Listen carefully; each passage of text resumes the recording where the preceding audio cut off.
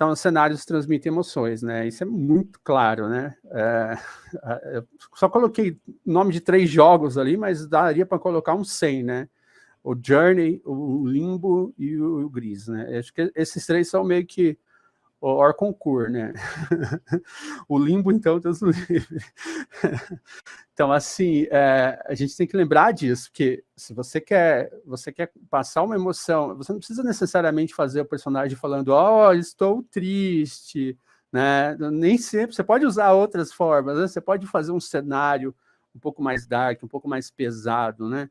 Ah, eu quero passar uma ideia de solidão, né? Lá no Gris tem momentos que a câmera ela se afasta totalmente da personagem, ela fica lá pequenininha naquele cenário imenso, aquilo ali passa um sentimento de solidão, né? Passa uma sensação de solidão. O personagem pode não estar falando, eu estou sentindo solidão, mas você vai sentir a solidão olhando para aquela cena, né? Da mesma forma, se tudo isso, se o cenário estiver conectado com a mecânica, né?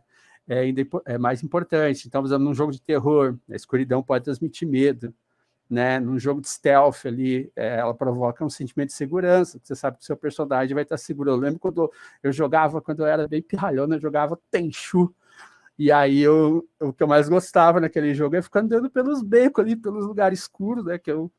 Que aí meu ninja ficava bem tranquilinho e tal, então eu tinha aquela sensação de segurança, né?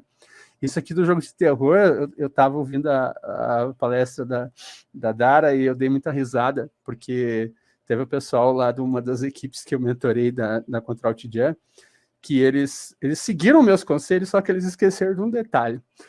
Era um jogo lá que se passava num ambiente que tinha relação com a Segunda Guerra Mundial, então tinha alguns resquícios lá de algumas coisas dos nazistas.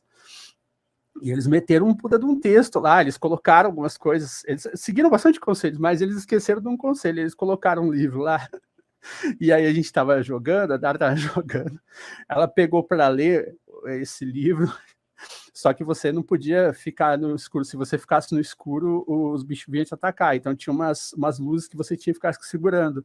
Só que daí, se você fosse ler o livro, você corria o risco do bicho vir te matar. Então, assim, e essa escuridão do cenário tinha muito a ver com essa mecânica. Eu lembro que eu zoei muito ela, tadinha, porque eu falei assim, porra, você trabalha com narrativa, não vai ler o negócio?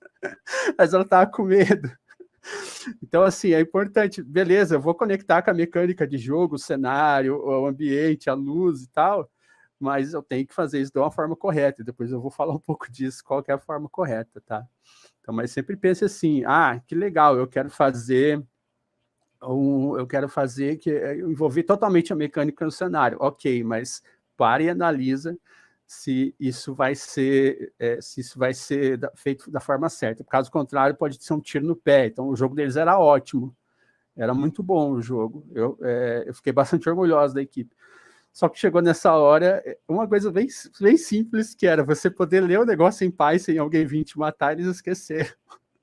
Então, eles conectaram o cenário com a mecânica, conectaram tudo, mas esqueceram desse detalhe.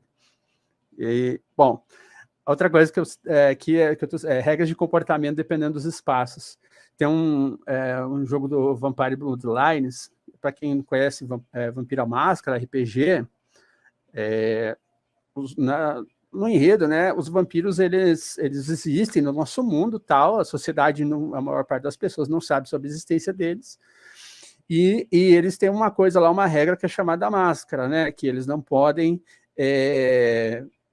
se revelar, né? Então, o vampiro nunca pode deixar com alguém que não é vampiro, que o mortal descubra que ele é um vampiro. Então, tem essa regra da máscara. Aí, no jogo, esse jogo já é bem antiguinho, tá? Acho que é, sei lá, 2000, alguma coisa assim. Eu joguei ele pra caramba, eu lembro muito dele sempre disso, por conta disso. Então, o que eles tinham? Eles fizeram a seguinte situação: alguns lugares que vocês estavam, que eram lugares que eram mais frequentados, que tinham mais pessoas circulando, se você, sei lá, tentasse dar um soco no ar, assim, não precisa nem ser em alguém, os caras já ficavam loucos, já vinha ver o que estava acontecendo, vinha a polícia e o escambau. Agora você estava num beco ali, você podia chegar, morder alguém, se alimentar do sanguinho, tranquilo, entendeu? Então tem isso, a questão do ambiente. Um beco escuro vai ser bem diferente de você estar num lugar um pouco mais iluminado. Se bem que naquele jogo quase que não existe lugar iluminado, né? É por isso que eu gosto tanto dele. E, bom, depende do cenário, você pode ainda fazer massacres ali. Se não tem ninguém vendo, se não tem polícia nem nada vendo, você pode sair dando porrada em geral.